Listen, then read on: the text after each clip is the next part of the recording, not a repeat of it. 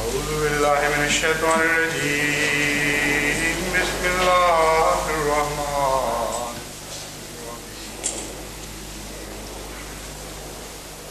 الحمد لله رب العالمين الرحمن الرحيم مالك يوم إياك نعبد وإياك نستعين اهدنا الصراط المستقيم صراط الذين أنعمت عليهم غير المغضوب عليهم ولا الضالين.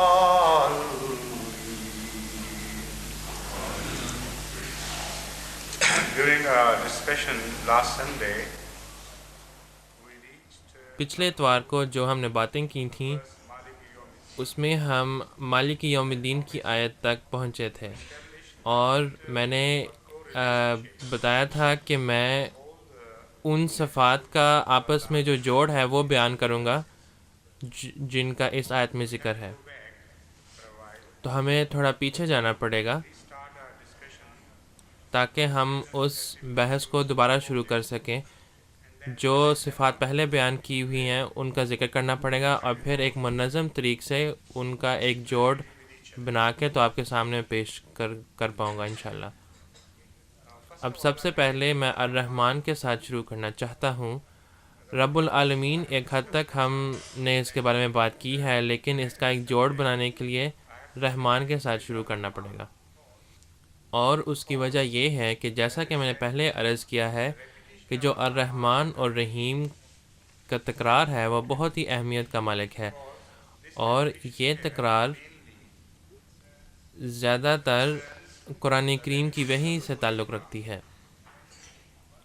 اور میں نے ایک وجہ بیان کی تھی کہ کیوں الرحمن کا لفظ استعمال کیا گیا ہے بجائے اس کے کہ العلیم کا لفظ استعمال ہوتا یا الخالق کا لفظ استعمال ہوتا.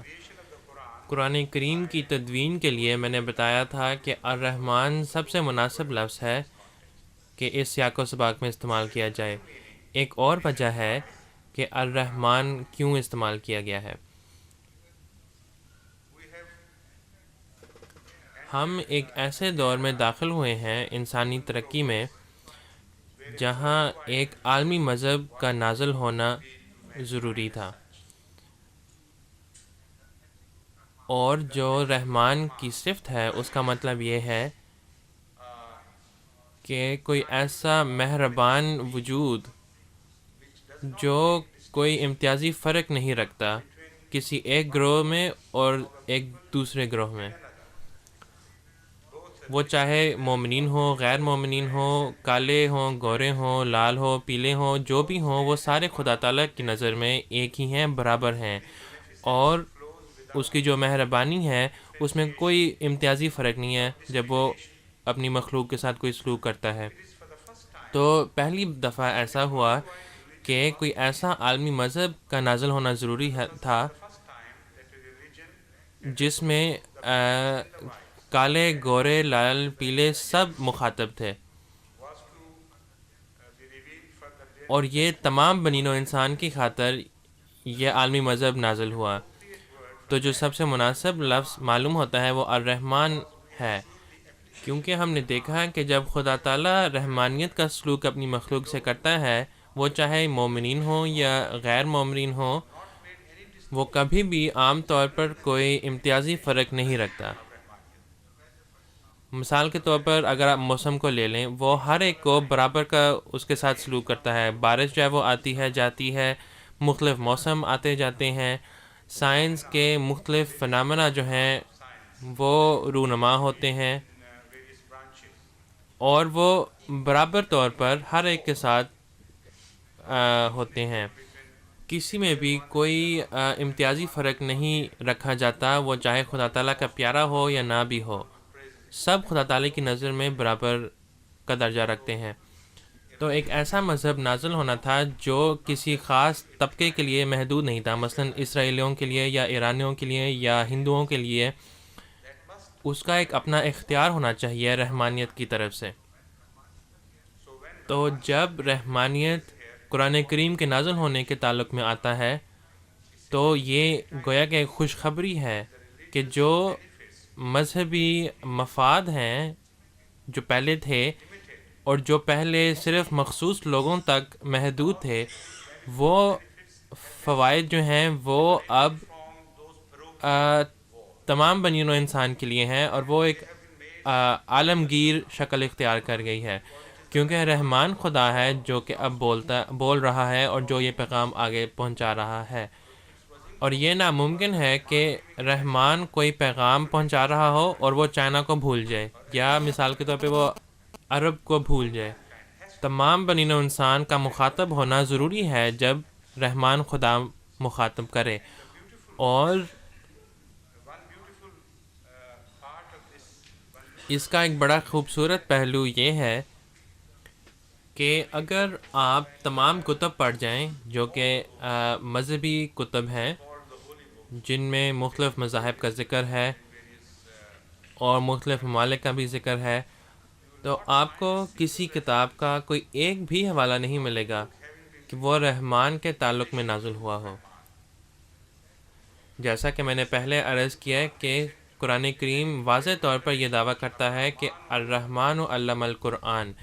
کوئی ایک بھی ایسی کتاب نہیں ہے جس میں کوئی ایک بھی آپ کو حوالہ مل سکے جس میں رحمان خدا نے کوئی کتاب نازل کی ہو لوگوں پر. یہ ایک منطقی بات ہے. اگر اسرائیلیوں کو مخاطب کرنا تھا اور بائبل میں یہ لکھا ہو کہ رحمان خدا ہے جو اسرائیلیوں سے مخاطب ہو رہا ہے، تو یہ درست معلوم نہیں ہوتا کہ رحمان خدا اگر صرف یہود کے مفاد کے لیے بات کرے اور یہ کہا جائے کہ رحمان ہے جو ان سے مخاطب ہو رہا تھا، کیونکہ یہ بات جو ہے یہ رحمان کی صفت کی تردید کرتی ہے، کیونکہ رحمانیت ایک ایسی چیز ہے جو تمام اشیاء کے لیے، تمام بنی نوع انسان کے لیے برابر ہو.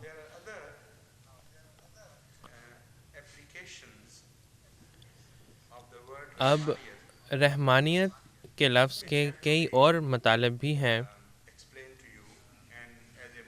جن کی وضاحت کرنا ضروری ہے، اور ایک مسلم کی حیثیت سے آپ کو ان کا علم ہونا چاہیے، کیونکہ دوسرے مذاہب کے متعلق ان کا جاننا آپ کے لیے بہت مفید ثابت ہوگا.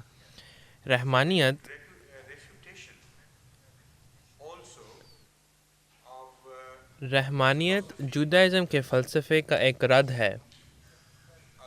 اگرچہ جودائزم کا جو فلسفہ ہے وہ درست ہے، اس میں کوئی خرابی نہیں ہے، لیکن جب میں یہ کہتا ہوں کہ رحمانیت اس کی تردید کرتا ہے، اس کے فلسفے کی تردید کرتا ہے، تو میرا مطلب اس سے صرف یہ ہے کہ جو غلط فلسفہ رائج پا گیا ایک بہت لمبے عرصے کے بعد، یعنی موسیٰ علیہ السلام کے بعد. جب حضرت موسیٰ علیہ السلام آئے تو ان کا فلسفہ اس وقت درست تھا، کیونکہ وہ اس وقت ایک محدود طبقے سے مخاطب تھے اور انہی کے لیے آئے تھے. لیکن انہوں نے اس بات کا دعویٰ نہیں کیا کہ انہوں نے مذہب کو گویا اپنے اختیار میں لے لیا ہے. کبھی بھی آپ کو تورات میں کوئی ایسا حوالہ نہیں ملے گا کہ جہاں حضرت موسیٰ علیہ السلام نے فرمایا ہو کہ میں مذہب کو اپنے اختیار میں لیتا ہوں، اور وہ بھی صرف اسرائیلیوں کی خاطر. یہ تمام حوالہ جات جو آپ کو بائبل میں ملتے ہوں گے یا تشریحات جو ہیں مختلف آیات کی، یہ آنے والے وقت کا ایک فنامنا ہے.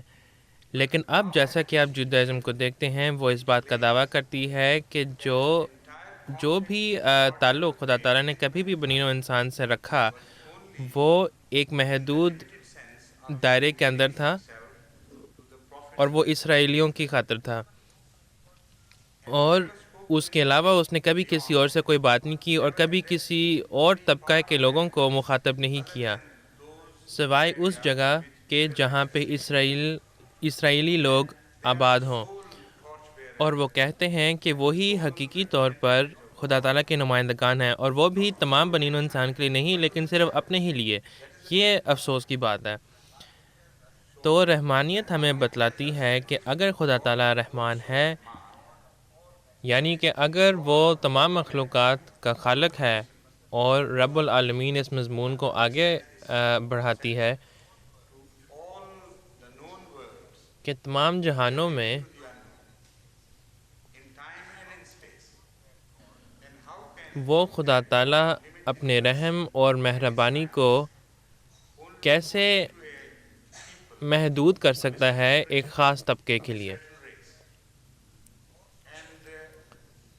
اور معلوم ہوتا ہے کہ گویا کہ وہ پہلے لوگوں کو، پچھلے مذاہب کے لوگوں کو بھی بھول گئے ہیں، کیونکہ اسرائیلی لوگ جو ہیں وہ تو صرف اسرائیل کے ساتھ شروع ہوئے تھے، اور حضرت ابراہیم علیہ السلام بھی وہ اسرائیلی نہیں تھے۔ because Israel was his son.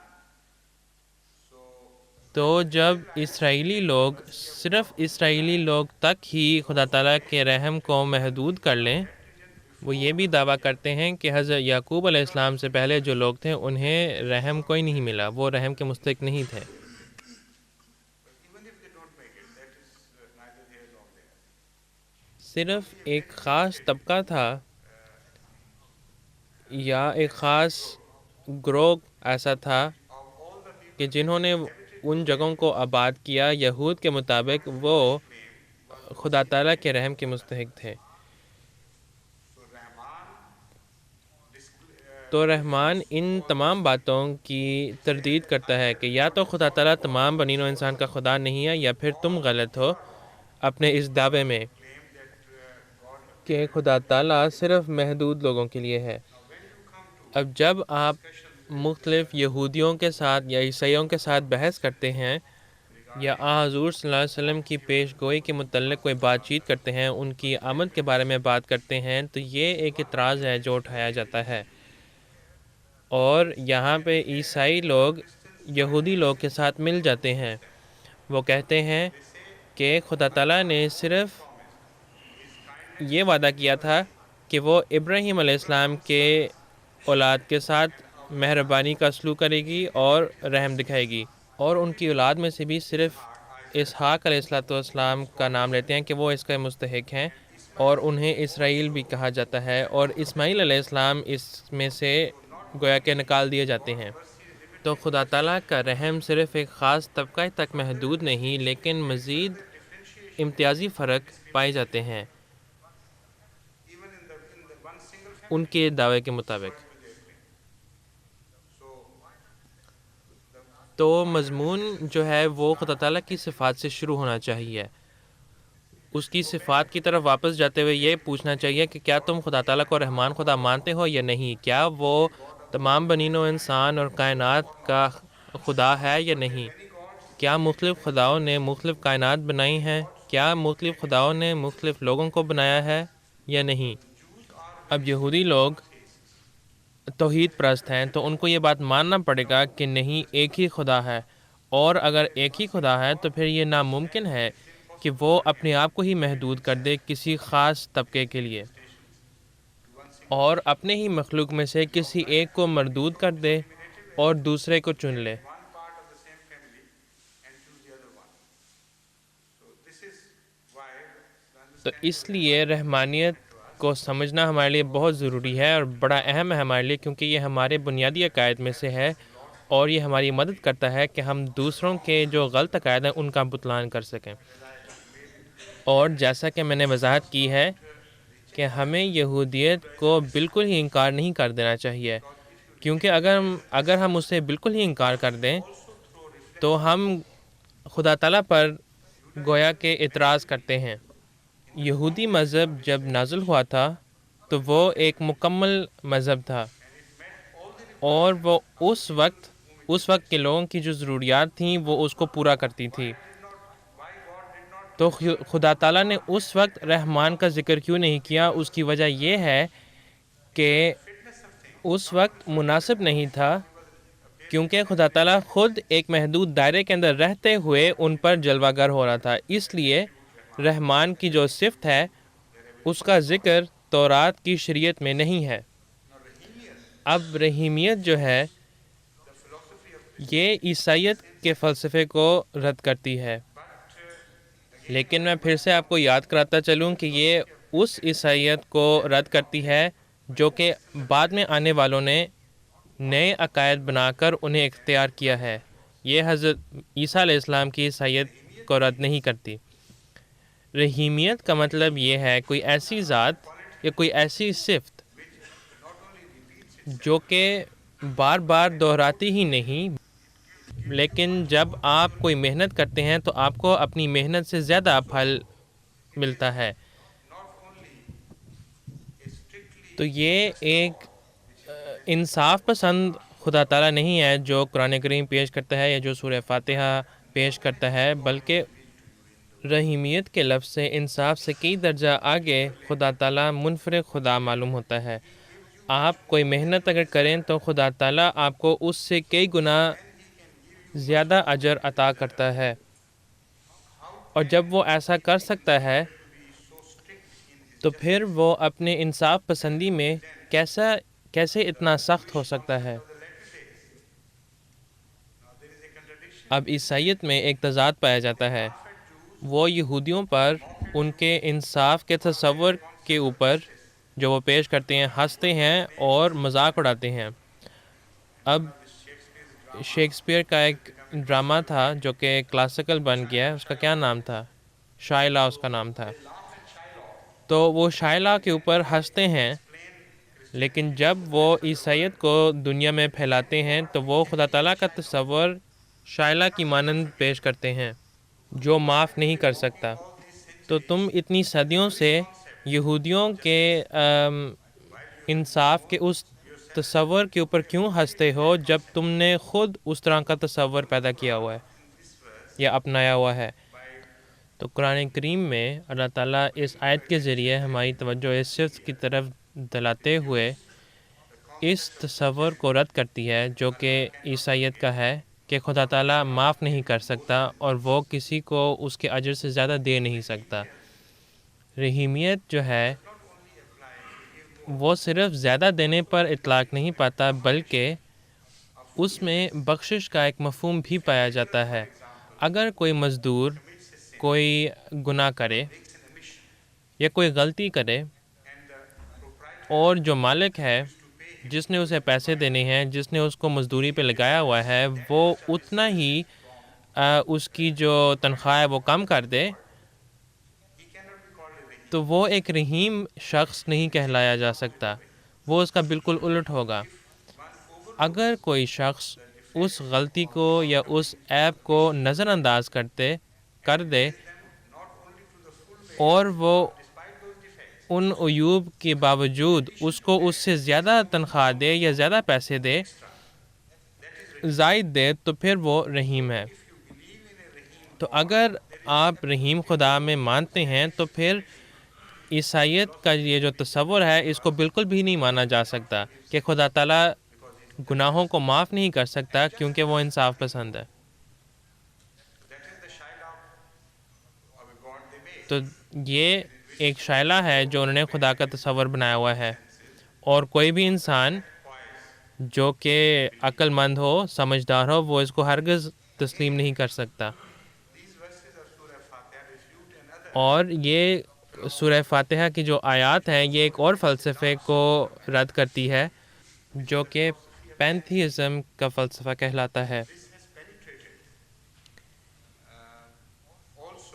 یہ صوفیزم سے اسلام میں داخل ہوئی ہے مختلف اوقات میں،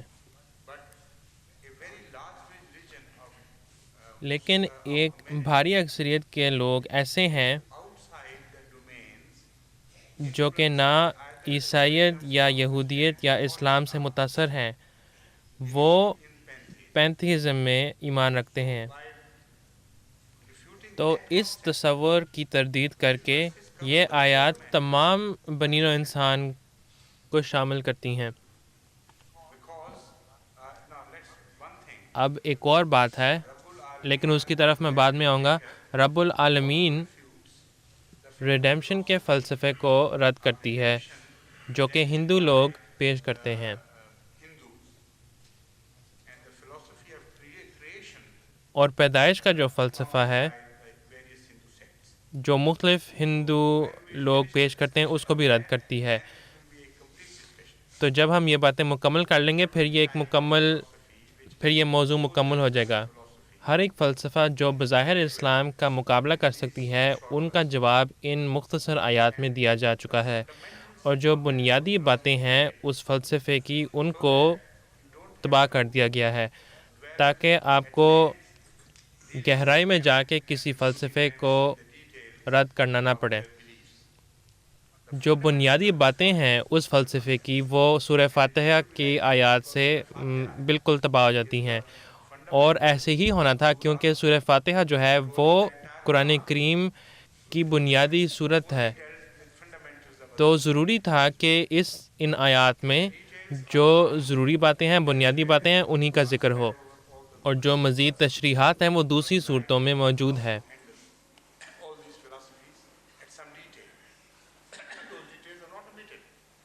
لیکن جب آپ سورہ فاتحہ کی بات کرتے ہیں تو جو بنیادی باتیں ہیں ان کو ظاہر کرنا ضروری ہے،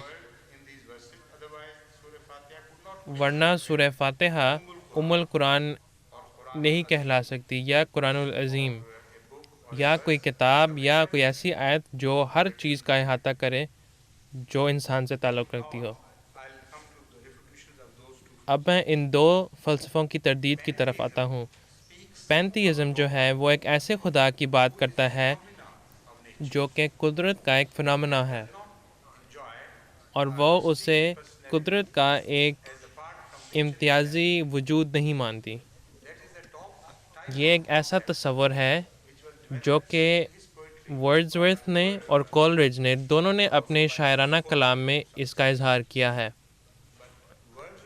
لیکن انگلستان کا جو ورڈزورتھ ہے وہ اس خدا تعالیٰ کے تصور کو زیادہ تسلیم کرتا تھا، یعنی ایک پینتھیسٹ خدا جو کہ اپنے آپ کو قدرت میں ظاہر کرتا ہے لیکن ایک امتیازی وجود کے طور پر نہیں مانا جا سکتا قدرت کے سوائے. تو یہ وہ فلسفہ ہے جو مشرق میں لوگ مانتے ہیں، جسے چائنیز لوگ مانتے ہیں، کورینز مانتے ہیں، جاپنیز مانتے ہیں، اور بعض انڈو چائنیز کے چھوٹے اقوام بھی اس کو مانتے ہیں. وہ سارے اس فلسفے کو کسی نہ کسی رنگ میں مانتے ہیں. ان کے مذہبی فرقے جو ہیں وہ بعض دفعہ تبدیل ہو جاتے ہیں. مثال کے طور پر کنفیوشس سے ٹاؤزم میں بدل جاتے ہیں یا شنتوازم میں، لیکن یہ بنیادی فلسفہ ان سب میں مشترک طور پر پایا جاتا ہے. وہ کہتے ہیں کہ قدرت خدا ہے اور خدا قدرت ہے، اور اس کے علاوہ اور کوئی ایسی طاقت یا وجود نہیں ہے جو اس بات کی مستحق ہے کہ اس کے سامنے سجدہ کیا جائے.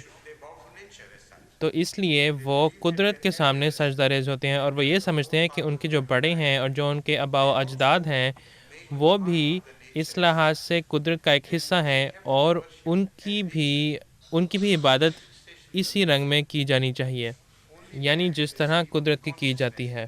انسان نے قدرت میں شعور پایا ہے، تو چونکہ وہ ایک عروج تک پہنچا ہے، جو بڑے وفات پا چکے ہیں وہ اسی شعور کی حالت میں واپس چلے جاتے ہیں جو کہ قدرت کے ساتھ ملا ہوا ہے، لیکن اسی جسم میں نہیں. تو آباء و اجداد کی پرستش نے ان تمام مذاہب کو متاثر کیا ہے جو کہ مشرق میں ہیں، اور اس کی وجہ یہ پینتھیسٹ فلسفہ ہے.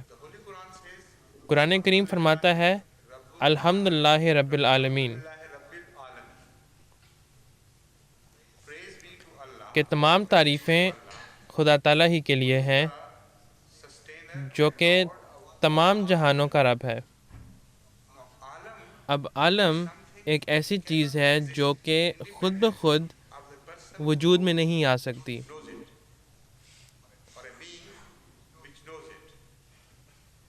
کائنات کے تصور کے اظہار کے لیے عالم کا لفظ خوبصورت ہے،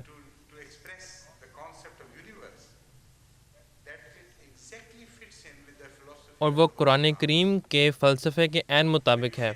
جب آپ عالم کہتے ہیں تو ضروری ہے کہ کوئی ایسا وجود ہو جو ہر بات کا علم رکھتا ہو، اور وہ جو وجود ہے جسے ہر چیز کا علم ہو وہ اس عالم کا حصہ نہیں ہو سکتا، اس کا علیحدہ ہونا ضروری ہے. تو اس لحاظ سے ضروری ہے کہ کوئی امتیازی وجود ایسا ہو جو تمام مخلوقات سے علیحدہ ہو، اور وہ خدا تعالیٰ ہے.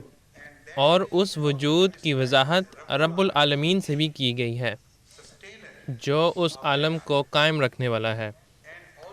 اور رب کا ایک مطلب اس عالم کا خالق بھی ہے. اگر آپ رحمان اور رحیم کے صفات کو آپس میں ملائیں تو اس میں پھر خالق ہونے کا ایک تصور بھی پایا جاتا ہے. تو رب کوئی ایسی ذات ہی نہیں ہے صرف جو کہ قیوم ہو، بلکہ وہ ایک خالق بھی ہے.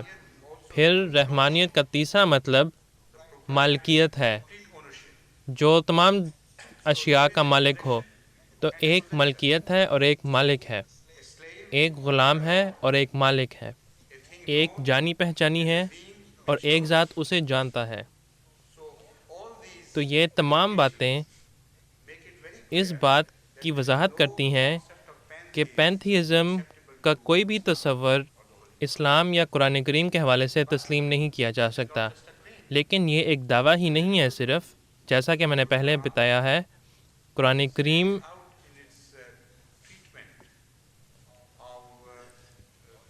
منطقی دلائل پیش کرتا ہے جب وہ غیر مومنین سے مخاطب ہو، اور ایک بڑا خوبصورت اور امتیازی طریقہ ہوتا ہے جو دوسرے مذاہب میں نہیں ملتا.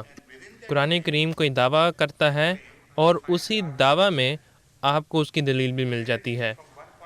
بظاہر ایک پہلو سے وہ ایک دعویٰ لگتا ہے، لیکن جب آپ اس کو بغور دیکھیں تو آپ کو معلوم ہوگا کہ وہ ایک دعویٰ نہیں تھا بلکہ ایک دلیل تھی. تو رب العالمین ایک لحاظ سے ایک دعویٰ ہے اور ایک اور لحاظ سے ایک دلیل بھی ہے، کیونکہ جب آپ قدرت کی طرف توجہ کرتے ہیں تو وہاں آپ کو معلوم ہوگا کہ مالک اور ملکیت دونوں علیحدہ چیزیں ہیں. خالق اور مخلوق کا علیحدہ ہونا ضروری ہے، کیونکہ جو مخلوق ہے وہ اکمل ہوتی ہے. جیسا کہ میں نے کہا ہے، عالم کا ایک مطلب یہ بھی ہے کہ کوئی معروف ذات جو کسی چیز کو غیب کی طرف لے کے جائے. تو یہ مضمون میں بڑی تفصیل کے ساتھ بیان کر چکا ہوں. جب آپ اس کی طرف واپس لوٹ کر آئیں گے تو آپ کو معلوم ہوگا کہ یہ صرف ایک دعویٰ ہی نہیں ہے بلکہ ایک مثبت ثبوت ہے کائنات کے مطالعہ سے کہ خالق اور مخلوق کا علیحدہ ہونا ضروری ہے. قیوم اور جو چیز قائم رکھی جائے ان دونوں کا علیحدہ ہونا ضروری ہے. جو انگلی اشارہ کر رہی ہو اور جس کی طرف اشارہ کیا جا رہا ہو ان دونوں کا علیحدہ ہونا ضروری ہے. عقلی طور پر یہ دونوں چیزیں ایک نہیں ہو سکتیں، اور مطالعہ اس بات کا ثبوت دیتی ہیں. ہندوؤں کا جو تصور ہے، جیسا کہ ہندو لوگ پیش کرتے ہیں کہ خدا تعالیٰ اور کائنات دونوں گویا کے ایک ہی محل پر ہیں.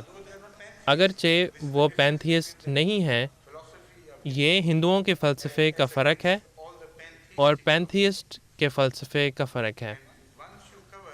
اور جب آپ ایک دفعہ ہندو فلسفے کو بغور دیکھ لیں، پھر اگر آپ تمام فلسفوں کو اکٹھا بھی کر لیں جو کسی انسان نے کبھی سچا تسلیم کیا ہو، ان تمام فلسفوں کا جواب سورہ فاتحہ میں موجود ہے. کوئی بھی ایسا فلسفہ نہیں ہے جس کا جواب سورہ فاتحہ میں موجود نہیں ہے.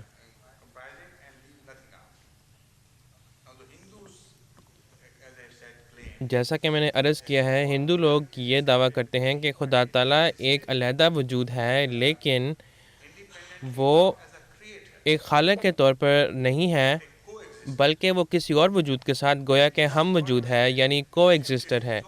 اور اس بات کا رد حضرت مسیح موعود علیہ الصلوۃ والسلام نے بڑی خوبصورتی کے ساتھ براہین احمدیہ میں درج کیا ہے.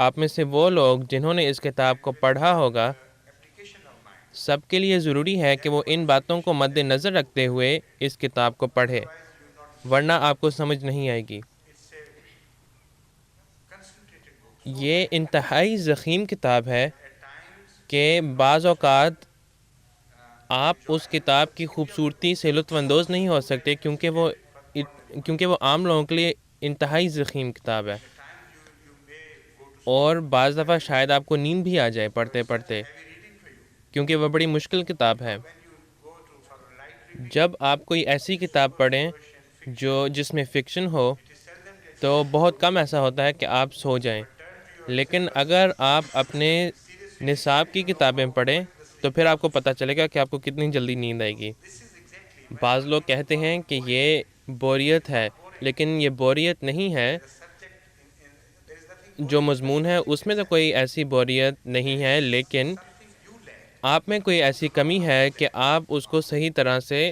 سمجھ نہیں پا رہے، اور اس وجہ سے آپ کو بوریت محسوس ہوتی ہے۔ A writer on Hazrat تو کئی ایسے مصنفین ہیں، hostile writers. اور خاص طور پر حضرت مسیح علیہ السلام کے جو مخالف مصنفین ہیں، انہوں نے یہ بات کہی ہے کہ ہم نے براہین احمدیہ کے بارے میں بہت سی چیزیں سنی تھیں، لیکن جب ہم نے خود اس کو جا کے پڑھی تو ہم اس کو سمجھ نہیں سکے، کوئی مزہ نہیں آیا اسے پڑھنے کا۔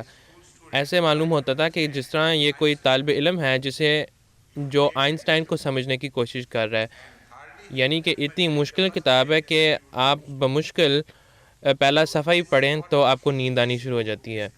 تو یہ مارکۃ الآراء کتاب جو ہے براہین احمدیہ، یہ عام طلباء کو بعض دفعہ سمجھ نہیں آتی، تو میں چاہتا ہوں کہ آپ لوگ اگر اس کتاب کو پڑھنا چاہیں تو ضروری ہے کہ آپ اپنی تمام تر صلاحیتوں کو بروئے کار لائیں اور انہیں مکمل طور پر استعمال کریں تاکہ آپ کے لیے اس کتاب کا سمجھنا آسان ہو جائے۔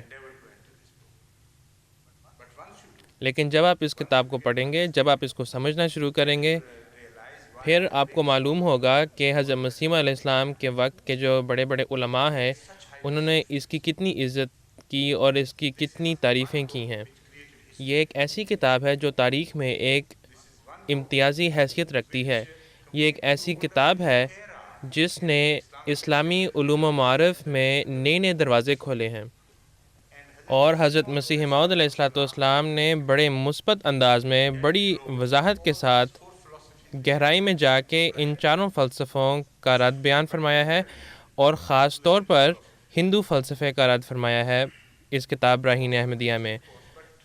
عیسائی فلسفے کو بھی کبھی حضور نے رد فرمایا ہے، لیکن خاص طور پہ ہندو فلسفے کا حضور نے ذکر کیا ہے، کیونکہ اس وقت ہندو لوگ زیادہ تر مخالف تھے۔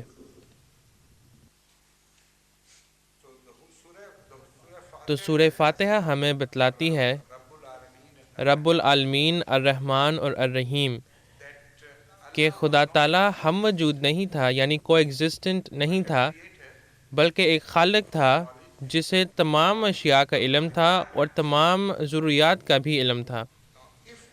اب اگر کائنات کا وجود دائمی تھا تو پھر اس کا کوئی تعلق نہیں ہونا چاہیے تھا اس سے جو کچھ اس میں ہے اور جو کچھ اس کا آگے بننے والا تھا، اور اس سے جو کچھ اس میں ہے اور جو مستقبل کی تخلیق تقاضا کرتی ہے۔ یہ ایک بہت اہم نقطہ ہے جو سب کے سمجھنے کے لیے ضروری ہے۔ اگر کوئی ذات خدا تعالیٰ کے ساتھ ہم موجود ہو، یعنی کو ایگزسٹ کرتی ہو، اور خدا تعالیٰ کی طاقت اس کے اوپر صرف اس لیے ہو کیونکہ وہ ذات جو ہے شعور نہیں رکھتی اور خدا تعالیٰ شعور رکھتا ہے، اور خدا تعالیٰ میں کوئی ایسی طاقت ہے کہ وہ دوسری اشیاء پر قابض آ جاتا ہے ہندوؤں کے فلسفے کے مطابق، اور مادی دنیا میں نہ وہ شعور ہے اور نہ وہ طاقت ہے، تو وہ ان خصوصیات کو گویا کہ جذب کر لیتی ہے جو کہ میٹر کے فارم میں موجود تھے، اور انہیں اکٹھا جمع کر لیتی ہے، جس طرح کہ کوئی بندہ کوئی دوائی یا پوشن بناتا ہے، مختلف چیزوں کو جمع کر کے نئی نئی خصوصیات پیدا ہوتی ہیں۔ تو یہ ہندوؤں کے نزدیک خدا تعالیٰ کا کام تھا، وہ زیادہ سے زیادہ ایک کیمیا دان تھا جو کہ مختلف چیزوں کو جمع کر کے نئی نئی صفات اس سے پیدا کرتا یا خصوصیات پیدا کرتا. لیکن قرآن کریم فرماتا ہے کہ خدا تعالیٰ رحمان ہے. رحمان کا مطلب یہ ہے کوئی ایسی ذات جو مستقبل کی مخلوق کی جو ضروریات ہیں ان کو پورا کرتی ہے قبل اس کے کہ وہ پیدا بھی ہوں. تو اگر کائنات میں آپ کوئی ایسا فنامنا دیکھیں جہاں پہ مستقبل کی مخلوق کی جو ضروریات ہیں وہ پہلے سے ہی مہیا کی گئی ہوں قبل اس کے کہ وہ وجود میں بھی آئیں، تو پھر ضروری بات ہے، یقینی بات ہے کہ کوئی ایسا باشعور ذات ہوگا جو کہ اس سے پہلے وجود میں ہے، کیونکہ یہ اتفاق سے تو نہیں ہو سکتا. اور میں بعض حوالہ جات بھی پیش کروں گا. مختلف اوقات میں سائنسی لوگ ہمیں بتاتے ہیں کہ زندگی کے مختلف مراحل طے کیے گئے. مثال کے طور پر کسی ایک مرحلے پر کتے پیدا کیے گئے تھے یا گوشت خور جانور پیدا کیے گئے تھے، اور کچھ اور مراحل پر نباتات خور جانور پیدا کیے گئے تھے. اور جب کبھی بھی کوئی جانور پیدا کیا گیا تو اس کی ضروریات پہلے سے اسے مہیا تھیں، وہ اس کے وجود سے پہلے ہی پیدا کیے گئے تھے. اور یہ انتہائی دلچسپ بات ہے کہ اگر آپ اس کا مطالعہ کریں، تاریخ کا اگر مطالعہ کریں اس لحاظ سے کہ کیا چیز پیدا ہوئی اور اس کے کیا کیا ضروریات ہیں، تو آپ کو معلوم ہوگا کہ جو پورا مضمون ہے وہ اس میں ایک ربط پایا جائے گا. جب انسان کو پیدا کیا گیا تھا اس کی جو ضروریات تھیں وہ اس کے وجود سے پہلے ہی پیدا کر دیے گئے تھے. جب گھوڑے کو پیدا کیا گیا تھا تو اس کی تمام ضروریات اس کے پیدا ہونے سے پہلے ہی مہیا کی گئی تھیں. تو یہ جو ترقی ہے یہ آگے بڑھتی چلی گئی، گویا کہ ایک ارتقاء چلتا چلا جا رہا ہے. اور یہ صرف حیاتیاتی زندگی میں نہیں ہے بلکہ ماحولیاتی زندگی میں بھی ایسا ہی ہے. اور یہ ماحولیاتی ترقی اور ارتقاء حیاتیاتی زندگی کی ضروریات کے ساتھ چلتا چلا جا رہا ہے. تو یہ ہندوؤں کے اس دعوے کو رد کرتی ہے کہ مادہ خدا تعالیٰ کے ساتھ ہم موجود تھا اور خدا تعالیٰ کا اختیار اس کے اوپر تھا، اور مختلف مادہ کے آپس میں تعامل کے ذریعے اس نے دوسری چیزوں کو پیدا کیا. یہ ہندوؤں کا فلسفہ ہے. ایسا ہو سکتا تھا کیونکہ اس وقت کوئی پیدا نہیں ہوا تھا، اس وقت کوئی شعور نہیں رکھتا تھا جب تخلیق کی عمل رونما ہوا. تو چلو بالفرض ہم کہہ لیتے ہیں کہ ہم اس بات کو مانتے ہیں، لیکن جب ہم حقیقت کو دیکھتے ہیں اور قرآن کریم کے موافق ہم رحمانیت کو دیکھتے ہیں، اور رحمانیت کا مطلب یہ ہے، میں پھر سے دہرا کے کہتا ہوں، کوئی ایسی تخلیق جس کی کوئی طلب نہیں ہے تخلیق کے وقت، لیکن اس کی طلب مستقبل میں کچھ اور مراحل پر ہوگی. اور وہ ذات جو پیدا کی گئی ہے اس کی کوئی ضروریات میں کوئی کمی نہیں ہوگی، وہ کسی بھی چیز سے محروم نہیں رکھا جائے گا. تو اس کا اگر بغور مطالعہ کیا جائے گا تو معلوم ہوگا کہ اس سے ہندوؤں کا جو فلسفہ ہے وہ رد ہوتا ہے. اب میں ایک اور پہلو کی طرف آتا ہوں اور آپ کی توجہ اس طرف دلانا چاہتا ہوں کہ جو انسان کی ضروریات ہیں حیاتیاتی زندگی میں نہیں بلکہ انسانی زندگی میں جو انسان کی ضروریات ہیں، اور یہ ایک ایسی بات ہے کہ میں پہلے بھی اس کو بیان کر چکا ہوں لیکن مختصر سے میں نے بیان کیا ہے. جب انسان پیدا کیا گیا تھا تو اس کی پیدائش سے بہت دیر قبل اس کی ضروریات صرف پیدا ہی نہیں کی گئی تھیں بلکہ ان کو محفوظ کر لیا گیا تھا، اور انہیں انسانوں پر تب نازل کیا، یعنی انہیں تب اس کی آگاہی ہوئی جب انسان کا فہم و ادراک اس مرحلے تک پہنچا کہ وہ ان چیزوں کو استعمال کر سکے. مثال کے طور پر کوئلہ ایک ایسی چیز ہے جو کہ بہت دیر پہلے پیدا کر دی گئی تھی، انسان کی پیدائش سے بھی پہلے، لیکن کوئلہ کی دریافت انسان کو نہیں ہوئی جب تک کہ انسان اس چیز کو استعمال کرنے کے اس قابل نہیں ہوا. وہ زمین کے اندر یا اس کے نیچے چھپا ہوا تھا.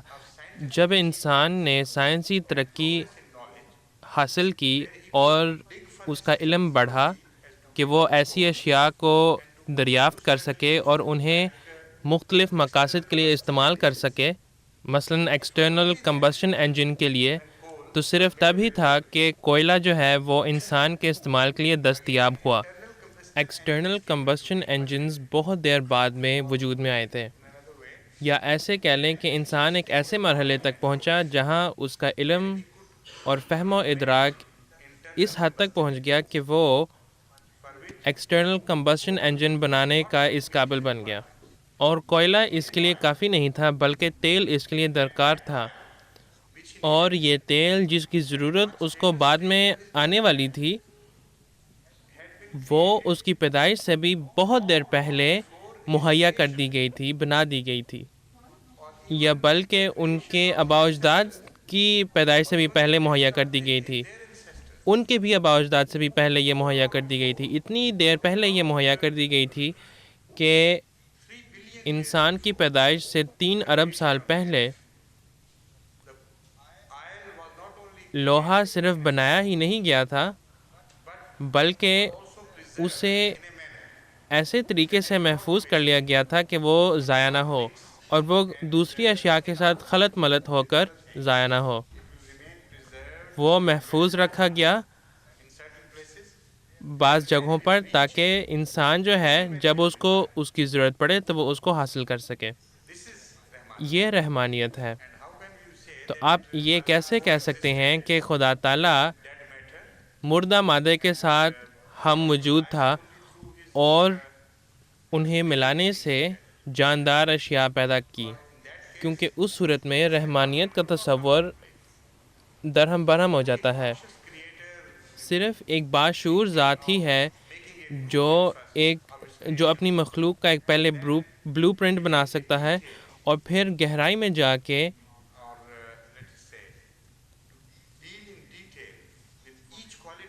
اپنی مخلوق کی ہر ایک خاصیت اور اس کی ضروریات کو مد نظر رکھتے ہوئے یہ تمام باتیں سوچ سکتا ہے. یہ ضروری بات ہے کہ وہ خالق ہی ہو، ورنہ وہ گہرائی میں جا کے اپنی مخلوق کے بارے میں اس حد تک نہیں سوچ سکتا. تو وہ تیل جس کا میں پہلے ذکر کر رہا تھا وہ بہت دیر پہلے بنایا جا چکا تھا، اس حد تک کہ جب ڈائناسورز کا دور تھا، جب وہ پوری دنیا میں پھیلے ہوئے تھے اور ہر دوسری مخلوق گویا کہ اس کے ماتحت تھی، اور ڈائناسورز کے دور میں اگر ارتقاء اس سمت کی طرف جاتی یا ہوتی تو ایک ایسا مرحلہ آتا جب کہ وہ بالکل بے فائدہ ثابت ہوتی، کیونکہ ڈائناسورز کی ضروریات بڑھ رہی ہوتی اور تمام دنیا کے نباتات ان کو زیادہ دیر کے لیے ان کے لیے کافی نہ ہوتے، اور اگر زندگی اس سمت کی طرف ارتقاء کرتی چلی جاتی یا ترقی کرتی چلی جاتی تو ایک ایسا مرحلہ آتا جہاں پہ وہ بالکل بے فائدہ ثابت ہوتی اور وہ اسے آگے زیادہ ترقی نہیں کر سکتے کیونکہ ان کی جو ضروریات تھیں وہ کم پڑ جاتی. تو ایک اور قسم کی زندگی کا وجود میں آنا ضروری تھا تاکہ مزید ترقیات حاصل ہوتی جائیں، اور اس قسم کی جو زندگی ہے یعنی ڈائناسورز کی، ان کا ختم ہونا ضروری تھا. اور ان کا خاتمہ ایسا یکدم ہوا کہ آج بھی سائنٹسٹ اس راز کو حل کرنے کی کوشش کریں لیکن ابھی تک کامیاب نہیں ہوئے. ایک نظریہ پیش ہوتا ہے تو لوگ سمجھتے ہیں کہ انہوں نے اس راز کو حل کر لیا، لیکن جب کوئی اور نظریہ پیش ہوتا ہے تو پھر وہ اس بات کو محسوس کرتے ہیں کہ نہیں، ابھی تک حل نہیں ہوا یہ مسئلہ. ایک نظریہ یہ ہے کہ گویا کہ شہاب ثاقب یا کوئی ٹوٹتا ہوا ستارہ جو ہے وہ گرا زمین پہ اور مختلف کیمیکلز جو ہیں ان کی وجہ سے ان کا خاتمہ ہوا. لیکن ہم اصل مضمون کی طرف واپس آتے ہیں. سوال یہ پیدا ہوتا ہے کہ اگر خدا تعالیٰ اسی قسم کی زندگی کو آگے ترقی دے نہیں سکتا تھا اپنی اعلیٰ ترین شکل تک، تو کیا وہ خدا تعالیٰ کی کوئی غلطی تھی؟ کیا اس نے کوئی غلط راستہ اپنایا تھا اور اسے اپنا کر کیا اس نے بعد میں یہ بات محسوس کی کہ میں نے کوئی غلطی کر دی ہے، یہ اپنا اصل مقصد پورا نہیں کرے گا، تو اب مجھے ایک نئی سرے سے کوئی اور تخلیق پیدا کرنی پڑے گی؟ کیا یہ ایک ممکنہ صورتحال ہے؟ بعض فلسفی لوگ یہی مانتے ہیں کہ یہی وہ اصل وجہ ہے کہ یہ سب کچھ ہوا، اور جیسا کہ میں نے پہلے بتایا ہے کہ او سپینسکی ایسے فلسفروں میں سے ایک ہے جو یہ مانتا ہے، اور یہ خدا تعالیٰ کی خوبصورت مخلوق کو تسلیم کرتا ہے، لیکن وہ ان باتوں کو دیکھتے ہوئے یہ بھی مانتا ہے کہ شاید مخلوق ایسے وجود میں آئی کہ وہ غلطیوں کے ذریعے سے بنا ہے اور ان غلطیوں سے پھر سیکھنے کے ذریعے بنا ہے، کہ یعنی خدا تعالیٰ غلطیاں کرتا گیا اور پھر اس غلطی سے وہ سیکھتا گیا اور اس نے اس کے مطابق پھر تبدیلیاں پیدا کیں، اور یہ ڈائناسورز کی تخلیق کو کا حوالہ دیتا ہے۔ وہ کہتا ہے کہ جو ڈائناسورز ہیں اگر وہ ترقی کرتے چلے جاتے تو وہ اپنے آپ کو ہی کھا جاتے اور بھوک سے مر جاتے، اور پوری دنیا جو ہے وہ دوبارہ ایک گویا کہ بنجر زمین بن جاتی، لیکن ایسا نہیں ہے۔ اس کے مطابق خدا تعالیٰ نے اپنی غلطیوں کو سدھارا اور گویا کہ ایک نئی تخلیق کا آغاز کیا، لیکن قرآن کریم اس کو بڑی وضاحت سے بیان کرتا ہے، اور سورہ فاتحہ میں بھی اس کی وضاحت سے اس کو بیان کیا گیا ہے کہ ہر چیز خام خواہ پیدا نہیں ہوئی، بلکہ اس کی ایک وجہ ہے، اس کا ایک مقصد ہے۔ اب سائنٹسٹس نے یہ بات دریافت کی ہے اور وہ کہتے ہیں کہ وہ تمام ڈائناسورز زمین میں دفن ہو گئے اور تیل بنانے کے کام آئے، اور تیل سے مالا مال علاقے وہ ہیں جہاں پہ ڈائناسورز زیادہ ہوتے تھے اور جہاں ابتدائی زندگی آباد تھی، اور انہیں تیل میں تبدیل کر دیا گیا مستقبل کی ضروریات کے لیے۔ یہ رحمانیت ہے، اور ہندو لوگ یہ دعویٰ کرتے ہیں کہ گویا کہ خدا تعالیٰ اور قدرت دونوں ہم وجود تھے، قدرت ایک علیحدہ وجود تھا اور خدا تعالیٰ بھی ایک علیحدہ وجود تھا، اور بعد میں خدا تعالیٰ نے اس کا استعمال کیا۔ تو جب میں نے کہا کہ خدا تعالیٰ قرآن کریم میں دعوے کرتا ہے، لیکن جب آپ ان دعووں کو دیکھتے ہیں تو آپ کو معلوم ہوگا کہ یہ صرف دعوے ہی نہیں ہیں بلکہ یہ دلائل بھی ہیں، اور ایسے دلائل ہیں جن کی کوئی تردید نہیں کی جا سکتی، کیونکہ انہی دعووں میں قدرت کا حوالہ دیا گیا ہے، اور جب قدرت کا مطالعہ کیا جائے تو اس دلیل کی سمجھ آ جاتی ہے۔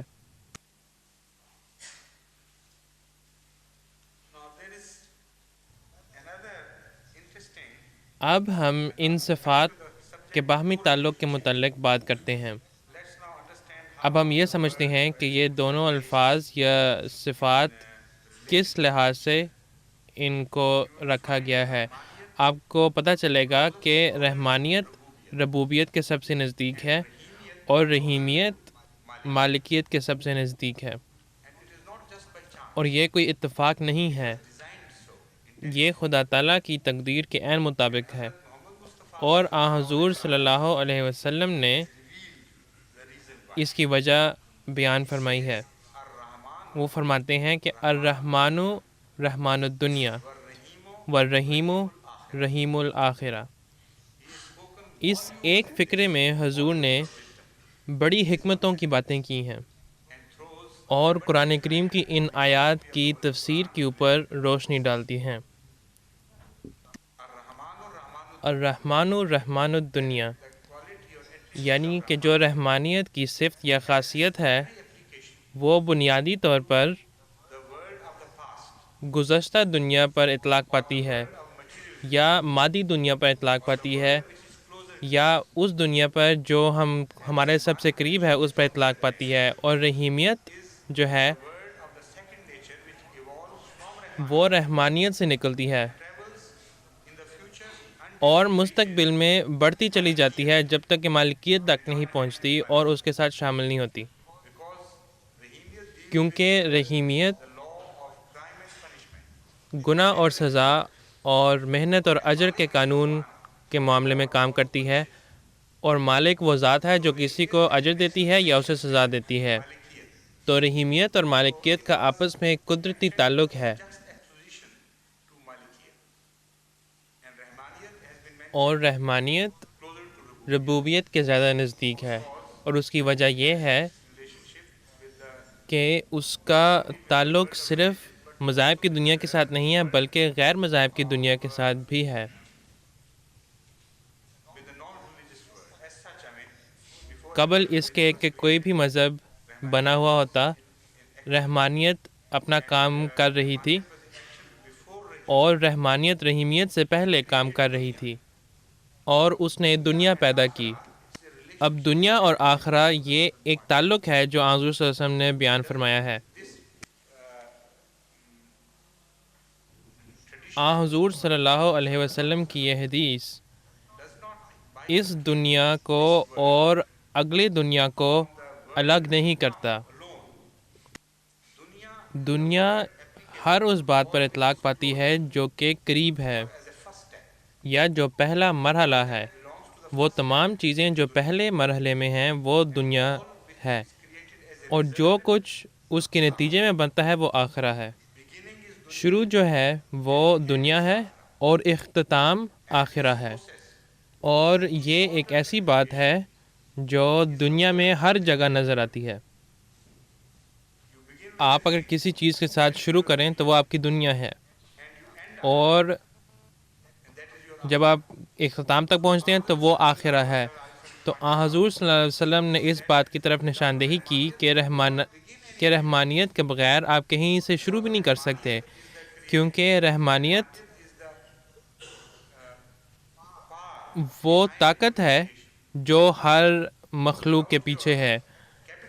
اپنے مالی اسباب کے بغیر آپ تجارت میں کیسے جا سکتے ہیں؟ تو جو مالی اسباب کا رازق ہے یعنی دنیا، مالی اسباب دنیا ہے آپ کے لیے، کیونکہ آپ اپنا سفر جو ہے وہ مالی اسباب کے ذریعے شروع کرتے ہیں، وہ رحمان کے ذریعے آپ کو عطا کیا گیا ہے۔ اور جب آپ محنت کرتے ہیں اور اپنی ذہنی صلاحیتوں کو ان مالی اسباب کے ذریعے بروئے کار لاتے ہیں تو جو کچھ نفع اس میں سے نکلتا ہے وہ آپ کا آخرہ ہے۔ آخرہ اس لحاظ سے کہ آپ کے مالی اسباب کے قیمت میں کوئی اضافہ کیا گیا ہے۔ تو حضور صلی اللہ علیہ وسلم کا یہی مطلب تھا جب انہوں نے فرمایا الرحمن رحمان الدنیا والرحیم رحیم الآخرہ۔ تو رحیم کا ذکر مالک کے ساتھ کیا گیا ہے اور رحمان کا ذکر رب کے ساتھ کیا گیا ہے۔ اب ایک اور بات جو اس آپس کے تعلق کے متعلق دلچسپ ہے کہ سفر کو جب آپ شروع کرتے ہیں، لیکن اس سے پہلے مالکیت کی وضاحت کرنا ضروری ہے، اور پھر اس کے بعد میں ایک اور دلچسپ موضوع کی طرف آؤں گا اور ان تمام صفات کا جو آپس میں تعلق ہے اس کا ذکر کروں گا۔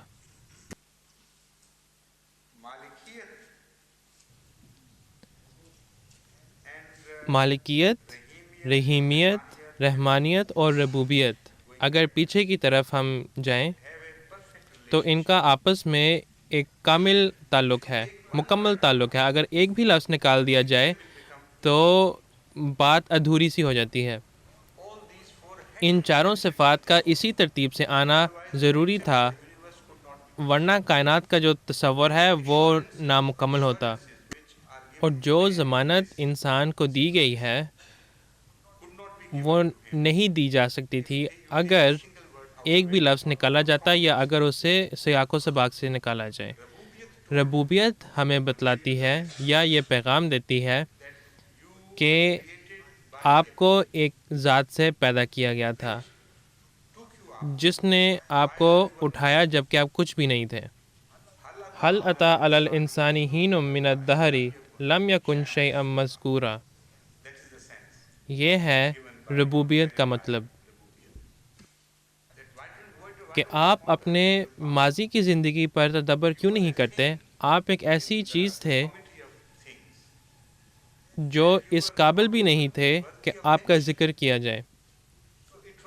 تو رب تھا جس نے آپ کو اٹھایا اور آپ کو اس کمال درجے تک اس نے پہنچایا، اور وہی ہے جو آپ کو آگے مزید ترقیات عطا کرتا چلا جا رہا ہے. تو یہ ربوبیت ہے جو آپ کی ماضی کی زندگی کو دیکھتا ہے، اور یہ خدا تعالیٰ ہے جو آپ کی ضروریات کو دیکھ رہا ہے. لیکن کیا آپ اپنی تمام ضروریات کی دیکھ بھال کر سکتے ہیں؟ کیا وہ اتنا کمال درجے کا ہے کہ وہ آپ کی مستقبل کی ضروریات کو پورا کر سکتا ہے؟ اس کے لیے رحمانیت آپ کو اس بات کی ضمانت دیتی ہے کہ آپ اس بات کا کیوں فکر کر رہے ہیں. کیا آپ کو معلوم نہیں ہے کہ وہ رحمان ہے، اور ربوبیت سے پہلے اس نے وہ تمام اشیاء پیدا کر دی تھیں جن کی آپ کو ضرورت پڑ سکتی ہو. تو ربوبیت ہر لحاظ سے عطا کی جاتی ہے، اور تمام وہ اشیاء جن کا آپ کو ضرورت ہو سکتی ہے مہیا کی جاتی ہیں. آپ کو فکر کرنے کی ضرورت نہیں ہے، اور وہ کبھی ختم نہیں ہوگا.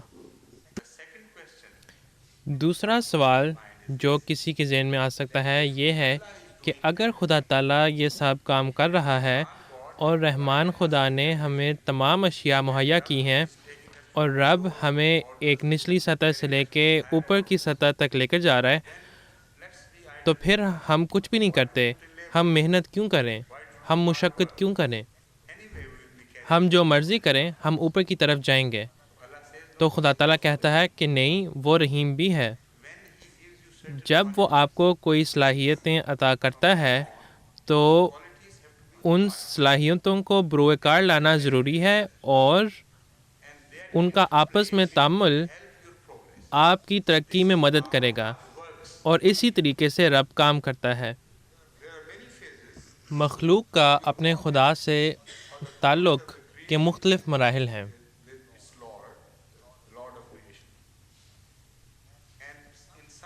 اور بعض مراحل میں وہ آپ کی محنت کے بغیر بھی رب تھا.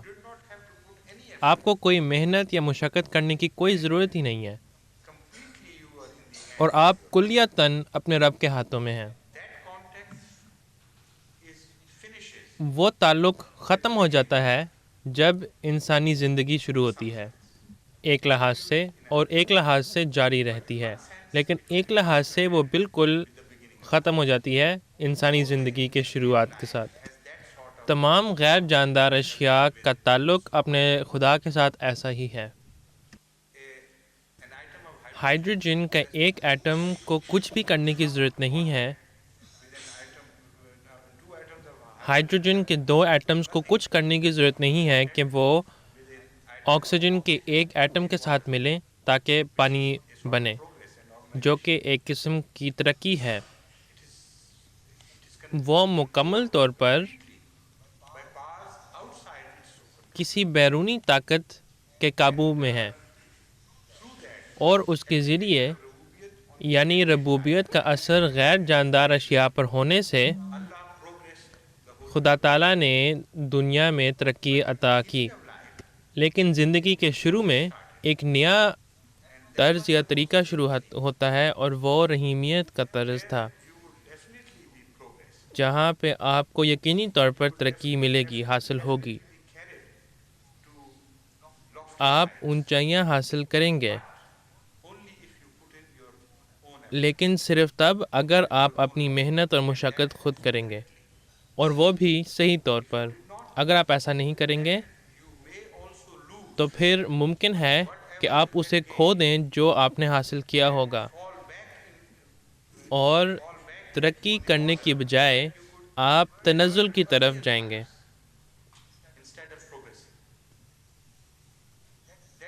یہ رحیمیت ہے. آپ کو ایک خوشخبری دیتی ہے کہ آپ کو ترقیات ملیں گی اگر آپ محنت اور مشقت کریں گے، لیکن اس کے ساتھ آپ کو تنبیہ بھی کرتی ہے کہ اگر آپ محنت اور مشقت نہیں کریں گے تو آپ ترقی پانے کے بجائے تنزل کی طرف جا سکتے ہیں. رحیمیت کا یہ مطلب سورہ 3 میں بیان کیا گیا ہے، لقد خلقنا الانسان فی احسن تقویم ثم رددناہ اسفل سافلین الا الذین آمنوا وعملوا الصالحات فلہم اجر غیر ممنون۔ تو اس صورت میں گویا کہ رحیمیت کی ایک جڑ ہے اور اس میں اس کا ذکر بھی ہے، اور جیسا کہ میں نے بتایا ہے قرآن کریم میں مختلف صورتوں میں اور مختلف مضامین میں سورہ فاتحہ کی بعض آیات میں جن میں خدا تعالیٰ کی صفات بیان کی گئی ہیں ان کی بعض جڑیں ہیں، تو اسی بات کا یہاں ذکر کیا گیا ہے۔ فرمایا قد خلقنا الانسان فی احسن تقویم، کہ ہم نے انسان کو بہترین ارتقائی حالت میں پیدا کیا۔ تقویم ایک بڑا وسیع لفظ ہے اور اس کا مطلب ہے بہترین ترکیب، کوئی ایسی ترکیب جو ناکام نہیں ہو سکتی، اور وہ بہترین ترکیب تھی جس کے ذریعے انسان پیدا ہوا اور جس کے ذریعے انسان نے آگے ترقی عطا کی۔ تو جب ہم نے انسان کو احسنی تقویم سے پیدا کیا، ثم رددناہ اسفل سافلین، پھر ہم نے اسے اس کی پہلی حالتوں میں واپس لوٹا دیا، یعنی ترقی حاصل کرنے کی بجائے نچلے درجے کی طرف لوٹا دیا۔ لیکن اس کا مقصد کیا ہے؟ بظاہر یہ بے معنی معلوم ہوتا ہے، لیکن قرآن کریم فرماتا ہے کہ نہیں، آگے جا کے اس کی مزید وضاحت کی جاتی ہے۔ الا الذین آمنوا وعملوا الصالحات، کہ وہ لوگ جو اپنی محنت اور مشقت کریں گے اور جو نیک اعمال بجا لائیں گے، انہیں پہلی حالتوں میں واپس نہیں لوٹایا گیا، ان کے لیے اجر غیر ممنون ہے، ان کے لیے ترقیات مقدر ہیں۔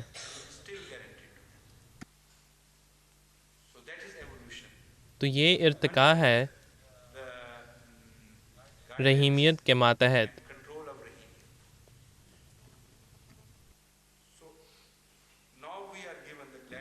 تو اب ہمیں یہ خوشخبری دی جاتی ہے کہ ہمیں اپنا اجر ملے گا، اور یہاں انا شروع ہو جاتا ہے، یعنی میں، اور جو زندگی میں مشقت ہے وہ اس انا کے ذریعے شروع ہو جاتا ہے، اور اس کی مزید وضاحت مختلف قرآن کریم کی آیت میں کیا گیا ہے، لیکن اس میں پھر زیادہ دیر لگ جائے گی، ابھی بھی کافی دیر لگ گئی ہے۔ کیا یہ 9:15 بج گئے ہیں؟ حضور کو بتایا گیا کہ ہاں جی۔ حضور فرماتے ہیں کہ چلیں پھر ہم یہ مکمل کرنے کی کوشش کرتے ہیں۔ رحیمیت ٹھیک ہے، لیکن ہمارے لیے اس بات کی ضمانت ہونی چاہیے کہ ہماری جتنی بھی محنت ہے اس کا اجر ہمیں ملے، اور اگر ہم کوئی غلطی کریں یا انجانے میں کوئی ایسا کام کر لیں تو ہماری جو محنت ہے وہ ضائع نہ ہو، ورنہ ہمیں انسانوں کو مختلف مشکلات کا سامنا کرنا پڑے گا۔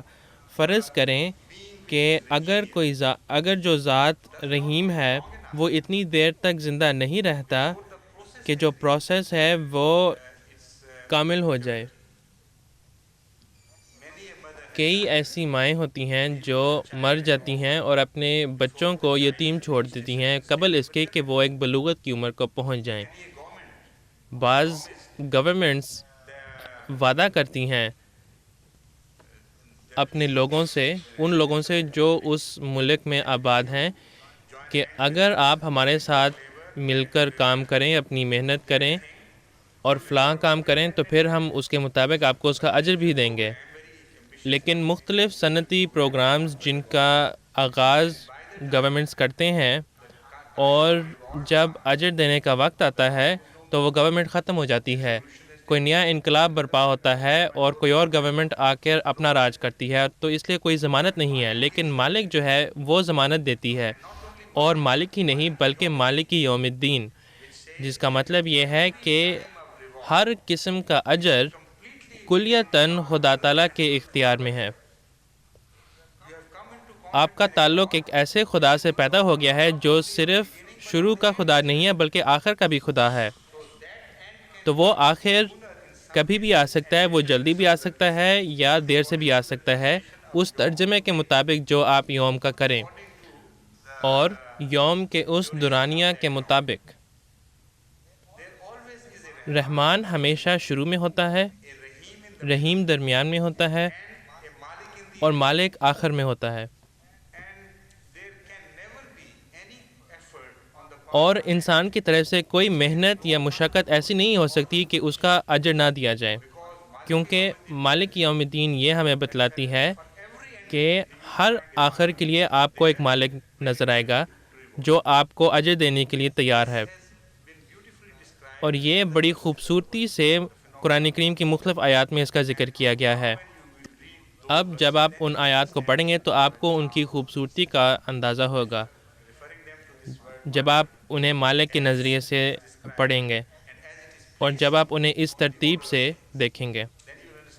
پھر آپ کو سمجھ آئے گی کہ جب خدا تعالیٰ یہ فرماتا ہے کہ بعض ایسے لوگ ہوں گے جو اس دنیا کی خوبصورتی کو طلب کرنے کی کوشش کریں گے، وہ سمجھیں گے کہ وہ کسی چیز کو حاصل کر رہے ہیں، لیکن جب آخر تک پہنچیں گے تو وہ ان کو پتہ چلے گا کہ ان کا آخر ایک ایسے بندے کی آخر کی مانند ہے جو پانی کے طلب کے لیے سراب کے پیچھے لگا ہوا ہے.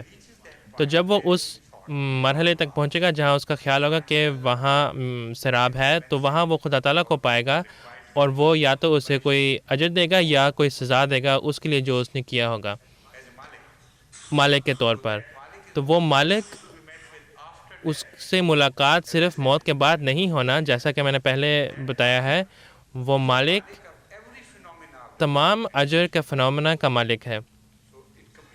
تو یہ اس بات کو مکمل کر لیتی ہے. اس کے بعد لیکن اس سے قبل میرا خیال ہے کہ ہمیں یہیں ختم کر لینا چاہیے، کیونکہ اب روزے کا وقت قریب ہے. یہ بڑی خوبصورت تفسیر ہے اس آیت کے متعلق اور مختلف پہلوؤں سے بھی. اس کے متعلق ہم انشاءاللہ پھر کبھی بات کریں گے. السلام علیکم ورحمۃ اللہ وبرکاتہ.